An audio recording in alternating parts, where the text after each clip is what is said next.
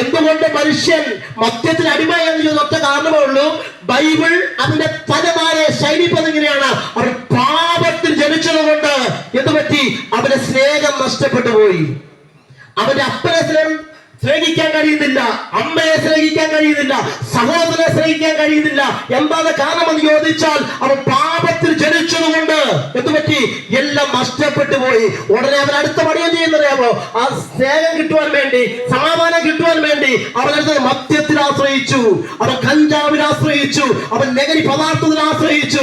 പക്ഷെ ഇതൊന്നും അവസാനം എവിടെ കൊണ്ട് തീർന്നറിയാമോ?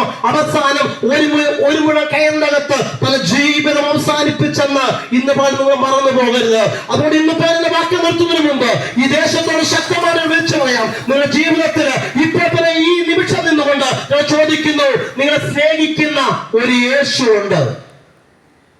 എല്ലാവരും നിന്നെ തള്ളിക്കളയാം, അപ്പം നിങ്ങളെ മാറ്റി നിർത്താം. ചിലപ്പം സ്വന്തം മക്കളെ മാറ്റി നിർത്തേക്കാം, അമ്മ വേടിച്ചിരിക്കാം, അപ്പൻ വേടിച്ചിരിക്കാം. എല്ലാവരും നിന്നെ തള്ളിക്കളഞ്ഞെങ്കിൽ, ആരും നിന്നെ സ്നേഹിക്കുന്നില്ലെങ്കിൽ ഇന്ന് ഒരു ദേശത്തോട് നിന്ന് പറയുക, നിന്നെ സ്നേഹിക്കുന്ന ഒരുവനുണ്ട്. അവന്റെ പേരാണ് കർത്താവായ യേശു ക്രിസ്തു.